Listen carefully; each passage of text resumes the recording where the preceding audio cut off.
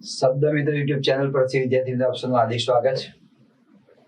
ખૂબ સરસ મજાના રસપ્રદ પ્રશ્ન સાથે મિત્રો આપની સામે ઉપસ્થિત છું અને આજનો પ્રશ્ન માત્ર ને માત્ર પીએસઆઈની પરીક્ષા માટે છે, અન્ય કોઈ પરીક્ષા માટે નહીં. માટે ક્ષમા કરજો. મારે પીએસઆઈ માટે તૈયારી કરનારા જે જિજ્ઞાસુ વિદ્યાર્થીઓ જે છે, જેનામાં પીએસઆઈ બનવા માટેના ગોળા થન ગણી રહે છે, હૃદયમાં ઘટમાં ગોળા થન ગણે, મેઘાણી સાની પંક્તિ આપણે યાદ કરી તો એવા વિદ્યાર્થીઓને આજે મારે ખૂબ સરસ મજાનો પ્રશ્ન મિત્રો મારે આપવો છે. અને એ જે પ્રશ્ન જે છે કયો છે તો આપણે જોઈએ પ્રશ્નમાં. એની પહેલા welcome to our YouTube channel શબ્દ મિત્ર. સબસ્ક્રાઈબ કરજો, તમારા મિત્રોને શેર કરજો અને આવનારા વિડીયો વિશે તમને માહિતી મળી શકે. તો કયો પ્રશ્ન છે, એ પ્રશ્નમાં શું હશે, આના ઉત્તરમાં શું હશે, ઉત્તર કેવી રીતે લખી શકાય, આ બધી જાણકારી મેળવવા માટે મિત્રો થોડી રાહ જુઓ કે જેમાં મારે તમને ખૂબ સરસ મજાનો પ્રશ્ન પીરસવાનો છે. આ પ્રશ્નની નજર એવી છે મિત્રો કે આપણે જાણીએ છે છતાં નથી જાણતા એવું જ છે. આપણને ખબર છે એનું શીર્ષક, પણ ડીપમાં ખબર નથી કે આમાં શું આવે ખરેખર, એ આપણને ખબર નથી. તો એ બહુ સરસ મજાનો પ્રશ્ન મિત્રો આપણી સામે લઈને આવ્યો છે અને પ્રશ્ન છે, જોઈ શકો છો, પત્રલેખન. તો પત્રલેખનમાં શું છે એ પણ રહસ્ય છે. આ પત્રલેખન એવું રહસ્ય છે કે તમે જાણીને અવાક બની જશો. લે, આ તો મુદ્દો જાણું છું પણ ડીપમાં આપણે નથી જાણતા. તો ડીપમાં ઊંડાણપૂર્વક તમે જાણી શકો એ માટે મિત્રો પત્રલેખનમાં પુનઃ આપ સૌનું સ્વાગત કરું છું.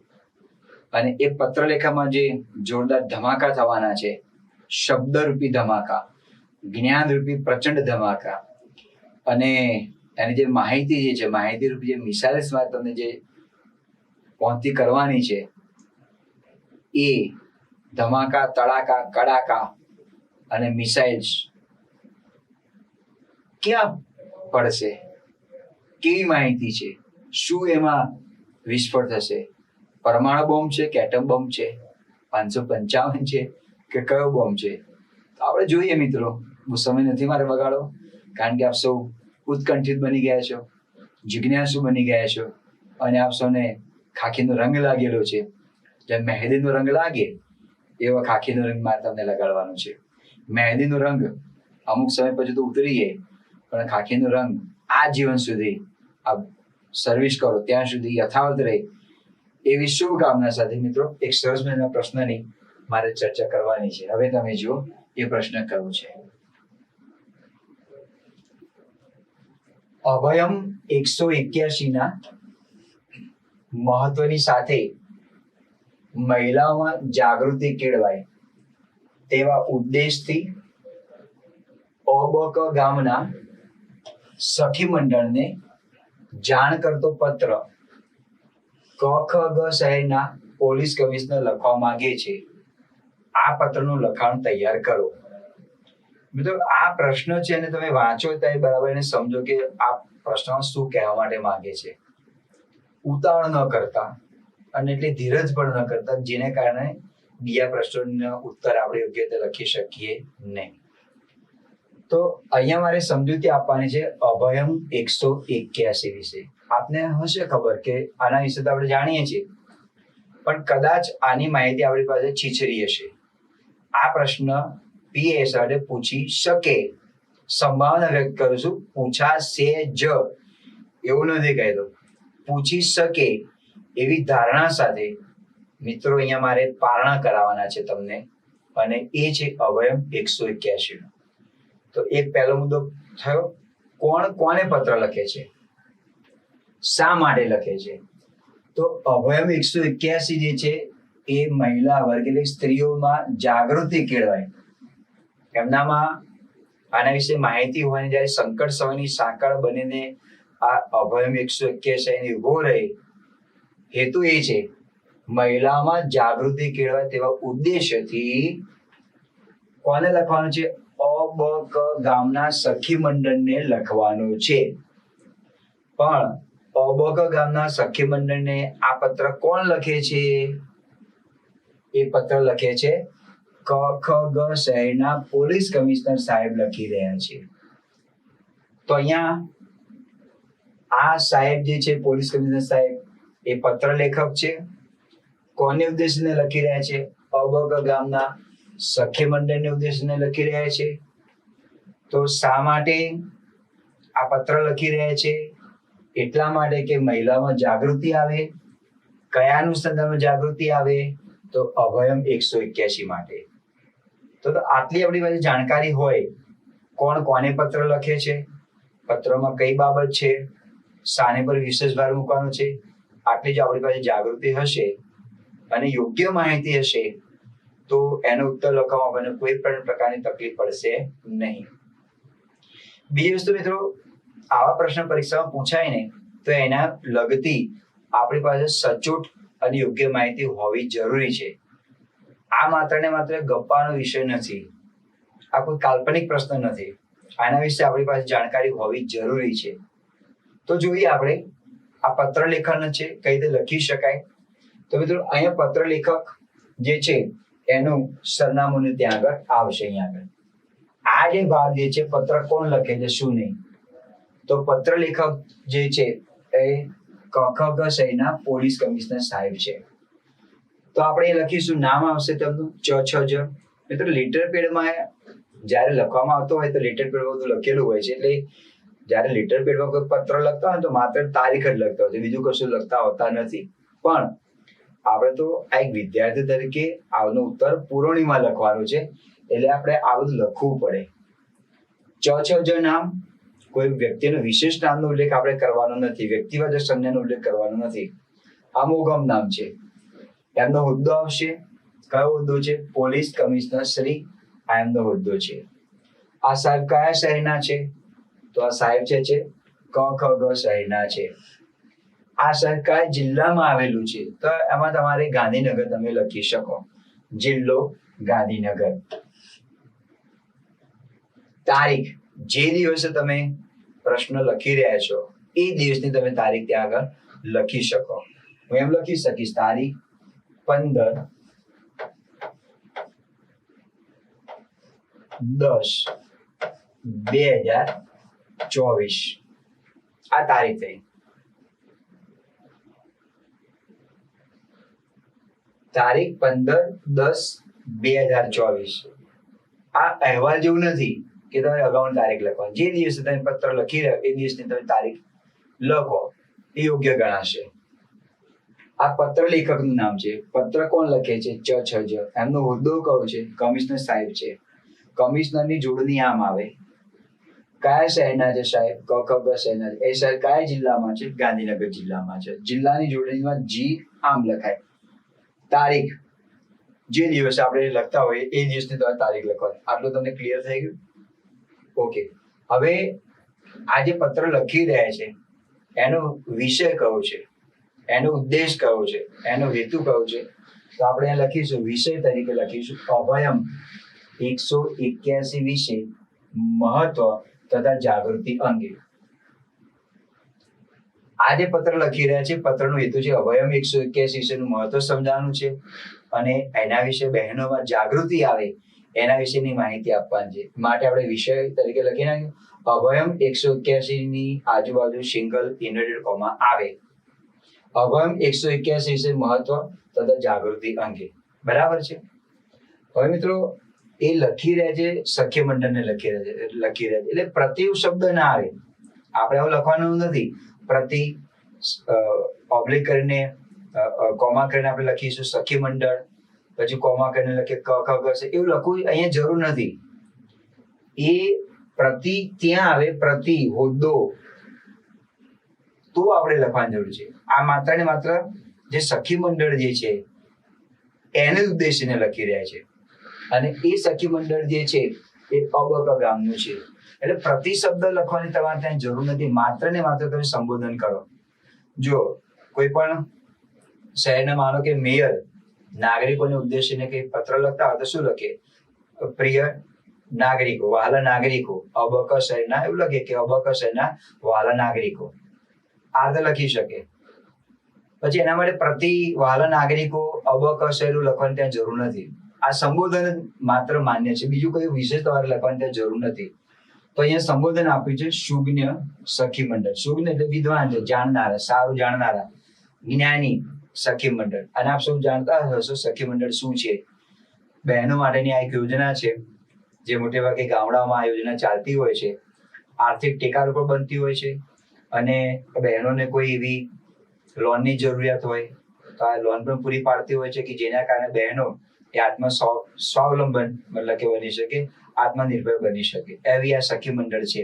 પણ સખી મંડળમાં અબક ગામના સખી મંડળમાં જે બધી બહેનો છે એ બહેનોને આ સાહેબ અભયમ 181 વિશે માહિતી આપવા માટે માંગે છે. પત્ર લેખકનું નામ, વિષય અને જેને ઉદ્દેશીને લખવાનું હોય એનું સંબોધન આવશે સુજ્ઞ સખી મંડળ. જય હિન્દ.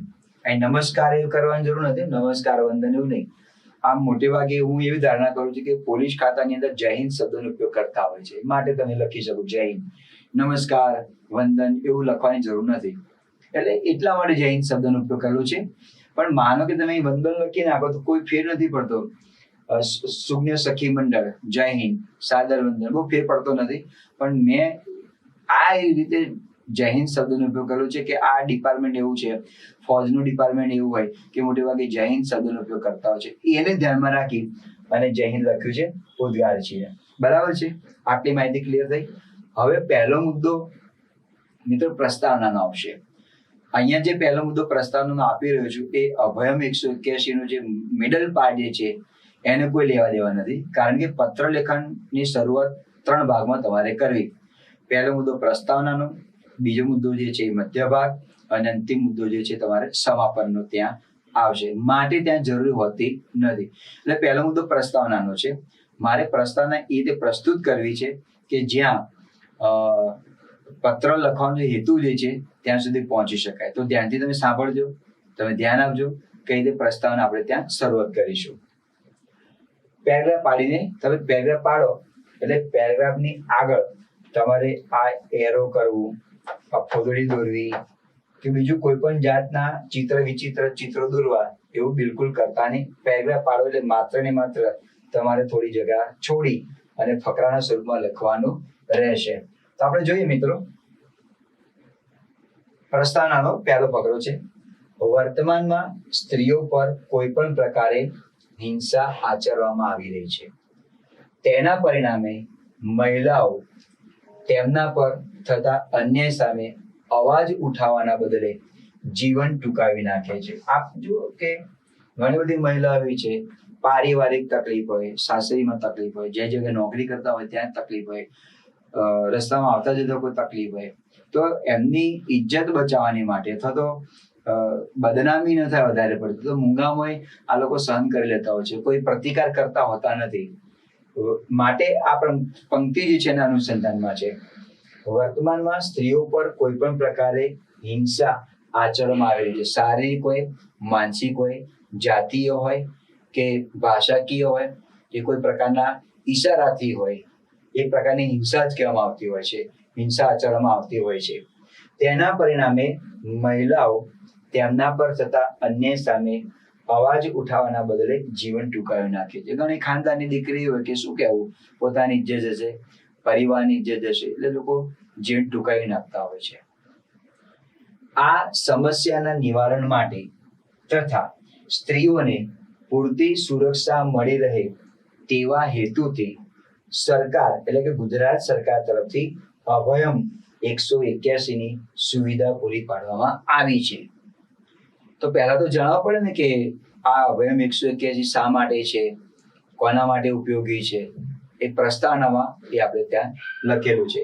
અભયમ 181 ની સુવિધા પૂરી પાડવામાં આવી છે જે મહિલાઓ માટે ઢાલ બનીને પુરવાર થશે. જો ઢાલ બને એટલે રક્ષણ બનશે, રક્ષક બનશે. જ્યાં જ્યાં અન્યાય થતો હશે, જ્યાં જ્યાં કોઈ તકલીફ સર્જાશે ત્યારે અભયમ 181 એક ઢાલ બનીને આવશે, રક્ષક બનીને ત્યાં આગળ આવશે. મહિલાઓ માટે ઢાલ બનીને પુરવાર થશે. જ પુરવાર એટલે સાબિત, જ ભારવાચક નિપાત છે. આ પ્રસ્તાવનાનો મુદ્દો હતો. હવે મધ્ય ભાગ. મધ્ય ભાગની અંદર અભયમ 181 શું છે, એમાં કઈ કઈ પ્રકારની માહિતી હોય છે, મહિલાઓને કેવી રીતે તેનાથી સુરક્ષા મળી શકતી હોય, આ બધી માહિતી જે છે એ મિત્ર આપણે મધ્ય ભાગમાં પીરસીશું. એટલે ફકરો પાડવાનો છે. મધ્ય ભાગ એ કોઈ પણ પ્રશ્ન હોય, પત્ર લેખન હોય કે અહેવાલ લેખન હોય, એ મધ્ય ભાગ તો બહુ મહત્વનો ભાગ છે. પણ આવો પ્રશ્ન પૂછાય તો તેના વિશેની આપણી પાસે સચોટ માહિતી હોવી જરૂરી છે. અભયમ 181 વિશે દરેક મહિલાને જાણકારી હોવી જોઈએ, જેથી તે સ્વરક્ષણ કરી શકશે જ. જો કે ગુજરાત રાજ્ય સરકાર તરફથી મહિલાઓની સુરક્ષા માટે ઘણા બધા આવા સુરક્ષાને લગતા પગલાઓ છે, પણ ક્યારેક નાગરિક એના વિશે અજ્ઞાન હોય છે, પરિણામે એનો લાભ લઈ શકતા હોતા નથી. સિનિયર સિટીઝનો માટે છે, વૃદ્ધ પુરુષો માટે છે, વૃદ્ધ સ્ત્રીઓ માટે છે, બાળકો માટે છે, મહિલાઓ માટે છે, ઘણી બધી એવી સરકારે આ લોકોની સુરક્ષા માટે યોજના બહાર પાડેલી છે. તો ઘણા એવી મહિલાઓ છે જેમને અભયમ 181 ખબર હોતી નથી. બહુ સરસ મજાનો મિત્રો આ પ્રશ્ન છે. અન્યાય તથા અન્ય કોઈ મુસીબત સામે લડવાનું આ અમોઘ શસ્ત્ર છે. અમોઘ એટલે ક્યારેય પાછું ન પડે એવું, પરિણામ લઈને જ આવે, સફળ થઈને જ આવે, આ એવું અમોઘ શસ્ત્ર છે. જેમ ઇન્દ્રજીતે હનુમાનજી ઉપર બ્રહ્માસ્ત્ર છોડેલું, બ્રહ્માસ્ત્ર અમુક શસ્ત્ર કહેવાય, ક્યારે પાછું ના પડે. અમુક શસ્ત્ર કોઈ પણ વિકટ પરિસ્થિતિ હોય ને એમાં પણ લડીને આવે, અને અમોઘ શસ્ત્ર કહેવામાં આવે, અમોઘ શસ્ત્ર, અને ધારું લક્ષ્ય પાર પાડીને આવે. આ અમોઘ શસ્ત્ર છે. Women and child development department યાની કે WCD આ શોર્ટ ફોર્મ છે, દ્વારા મહિલાઓની સુરક્ષા તથા મહિલા સશક્તિકરણની જોડણી ધ્યાનમાં રાખજો. મહિલા સશક્તિકરણના વિશેષ હેતુથી આ મહિલા હેલ્પલાઇનનો પ્રારંભ કરવામાં આવ્યો છે. આ જે અભયમ 181 છે મિત્રો, ગુજરાત રાજ્ય પૂરતી આ વાત છે. રાજ્યમાં કોઈ પણ જગ્યાએ મહિલા પર ઘરેલું હિંસા બની રહી હોય અથવા એવો ભય હોય, ઘરમાં તો ઠીક, માર્ગમાં જતા આવતા નોકરી કરતા હોય ત્યાં આવા કોઈ જાહેર સ્થળો હોય કે કોઈ એવી જગ્યા હોય કે જ્યાં એ મહિલાને લાગે કે પોતે ખરેખર વિકટ પરિસ્થિતિમાં મુકાઈ રહ્યા છે, ત્યારે તરત જ અભયમ 181 સંપર્ક કરી શકે છે.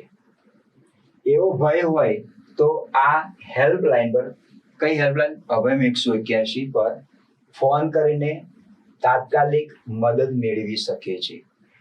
આ ઉપરાંત શારીરિક હિંસા, જાતીય સતામણી, માનસિક કે આર્થિક હિંસા, ઘણીવાર સ્ત્રી કોઈ જગ્યાએ નોકરી કરતા હોય તો એની પર મેન્ટલી તેને ટોર્ચરિંગ કરવામાં આવતા હોય, ક્યારેક તેની સાથે શારીરિક રીતે તમને હેરાન પરેશાન કરવામાં આવતા હોય, જે તે જ્ઞાતિ ના હોય એ રીતે તમને હિંસા આચરવામાં આવતી હોય, કે આર્થિક હિંસા, એની પાસે કામ લે પણ પગાર ન આપતા હોય, જે પૂરતું મહેનતાણું એ ના આપતા હોય, શોષણ કરવામાં આવતું હોય, એને પણ અભયમ 181 હેઠળ હિંસા ગણવામાં આવી છે.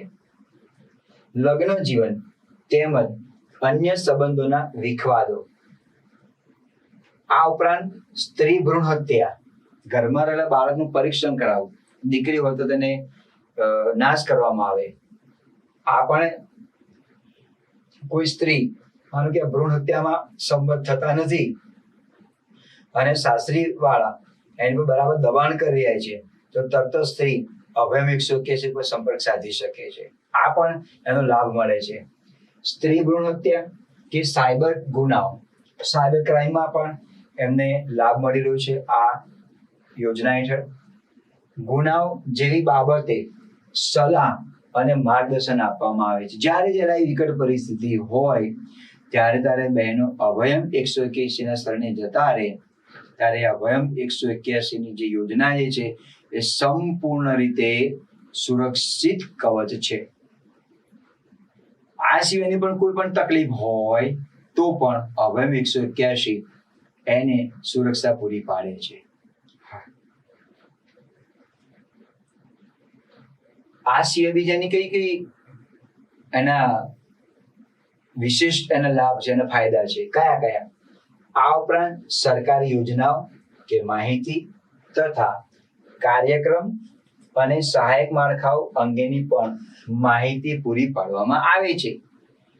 અભયમ 181 પ્લસ પાસું છે, ગવર્મેન્ટ તરફથી મહિલાઓ માટે કોઈ યોજના બહાર પાડવામાં આવેલી હોય, મહિલા માટે કોઈ એવી પ્રતિષ્ઠિત વાતો હોય તો પણ આ અભયમ 181 એને માહિતી આપે છે. આપ જોઈ શકો છો અભયમ 181 ના ઠેર બોર્ડ મારેલા હોય છે. પણ કરુણતા એ છે કે આપણે વાંચવાનો સમય પણ નથી, વાંચેલું તો આપણે એની પ્રત્યે ધ્યાન આપતા નથી કે આ શું છે. બહેનો તો બિલકુલ ધ્યાન આપે છે નથી આપતી, એ પ્રશ્નાર્થ ચિહ્ન છે.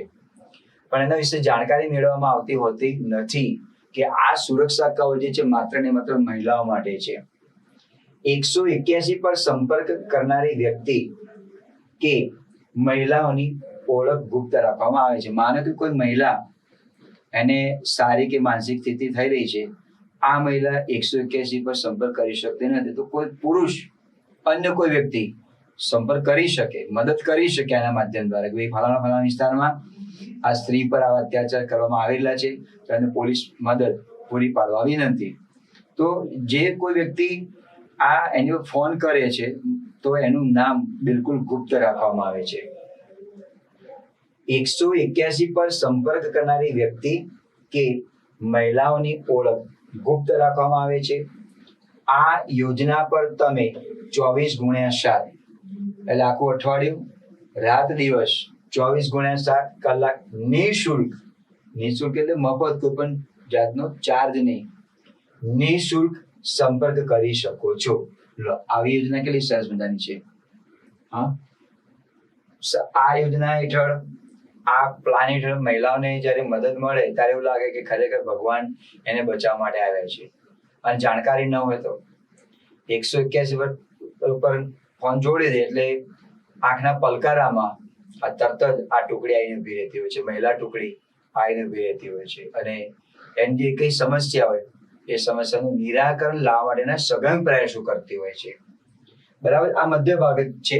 તો મધ્ય ભાગમાં આપણે જોઈશું. આ ઉપરાંત આ મહિલા હેલ્પલાઇનના અન્ય પણ વિશેષ ફાયદા છે. જ્યારે મધ્ય ભાગ બહુ લાંબો હોય ને તો તમારે એમાં ફકરો પાડી દેવો, એટલે આ મધ્ય ભાગ છે એમાં પેરેગ્રાફ પાડીને અહીં લખેલું છે.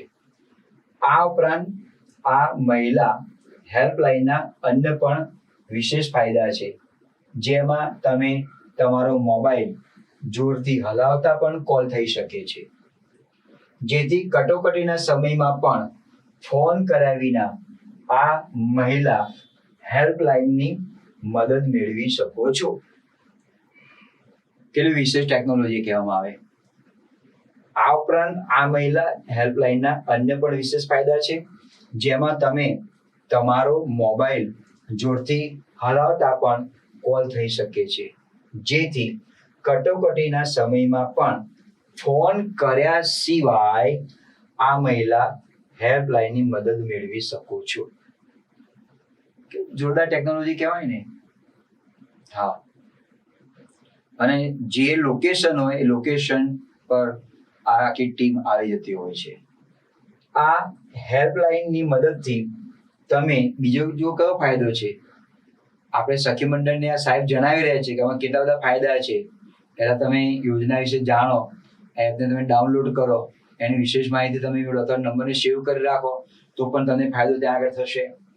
આ હેલ્પલાઇનની મદદથી તમે 5 જેટલા સગા સંબંધીઓને કે મિત્રોને આપમેળે SMS થી પણ જાણ કરી શકો છો. છે ને વિશેષ ફાયદો. આ મહિલા હેલ્પલાઇનની મદદથી મેળવી શકો છો. આ હેલ્પલાઇનની મદદથી તમે 5 જેટલા સગા સંબંધીઓને કે મિત્રોને આપમેળે ઓટોમેટિક SMS થી પણ તમે જાણ કરી શકો છો. હવે તમારે બિલકુલ ડરવાની જરૂર નથી, પણ યોગ્ય ન્યાય મેળવવા માટે આ અંગે જાગૃત થવાની જરૂર છે.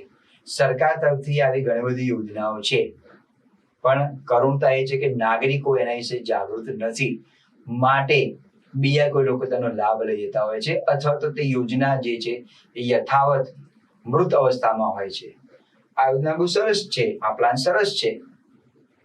મહિલા નિર્ભય રીતે હરી શકતી હોય છે, પણ યોગ્ય ન્યાય મેળવવા માટે આ અંગે જાગૃત થવાની જરૂર છે. સરકાર આપની સુરક્ષા માટે તત્પર છે, તો તમે કેમ જાગૃત થતા નથી? સરકાર યોજના બહાર પાડી, ઘણા સમયથી આ યોજના છે, ઘણી મહિલાઓને આ વિશે ખબર પણ નથી. શા માટે તમે તૈયાર નથી? તમે કેમ જાગૃત થતા નથી? મૂંગા મોઢે અન્યાય સહન કરવાથી, આમ મૂંગા મોઢે આપણે અન્યાય સહન કરી લેવામાં આવે તો શું?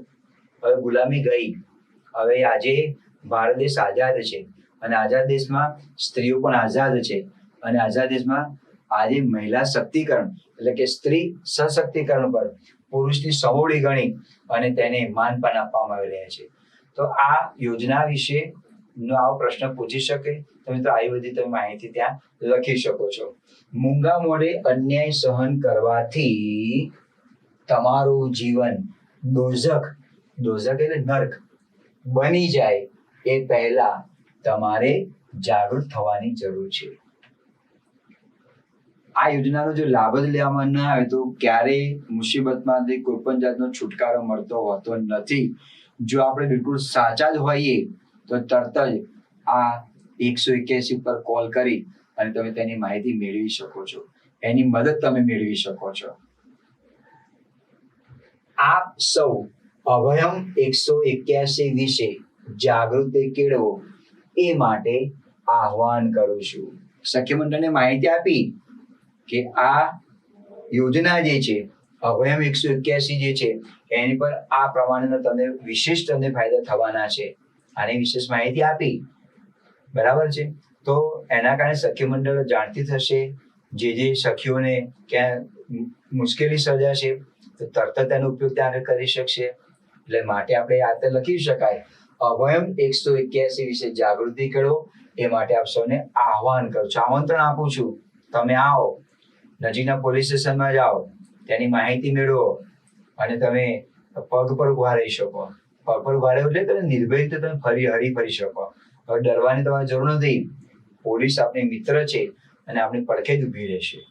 મે આઈ હેલ્પ યુ, આ એના માટે છે. હું શું તમારી મદદ કરી શકું? કોલ કરો, તરત જ 181 હાજર. આ મધ્ય ભાગ મિત્રો પૂર્ણ થયો. હવે જે ભાગ આવે છે અંતિમ ભાગ આવે છે, મતલબ કે સમાપન છે. તો આપણે સમાપન કેવી રીતે લખી શકીશું? અહીંયા સમાપન મિત્રો આપણે એ રીતે લખવાનું છે કે હું આશા રાખું છું કે તમે એના વિશે વધારે માહિતી મેળવશો. ક્યારે પણ પોલીસ મદદની જરૂર પડે તો નજીકના પોલીસ સ્ટેશનમાં તમે જઈ અને તરત જ અથવા તો 100 નંબર ઉપર તમે ડાયલ કરી અને પોલીસની મદદ તમે મેળવી શકો છો. હું આશા રાખું છું કે તમે અભયમ 181 વિશે વિશેષ જાણકારી મેળવી શકશો. આ બધું તમે મિત્રો ત્યાં આગળ લખી શકશો. તો સમાપન કેવી રીતે કરીશું જોઈએ આપણે.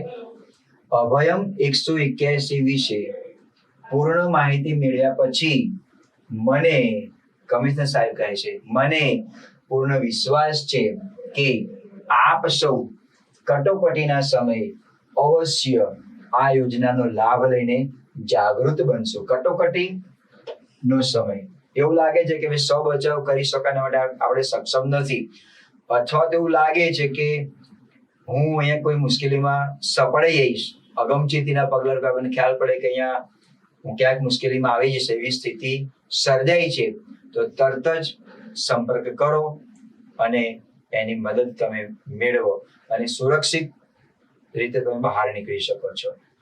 કટોકટીના સમયે અવશ્ય આ યોજનાનો લાભ લઈને જાગૃત બનશો તથા સમાજમાં પણ આ અંગે જાગૃતિ ફેલાવશો.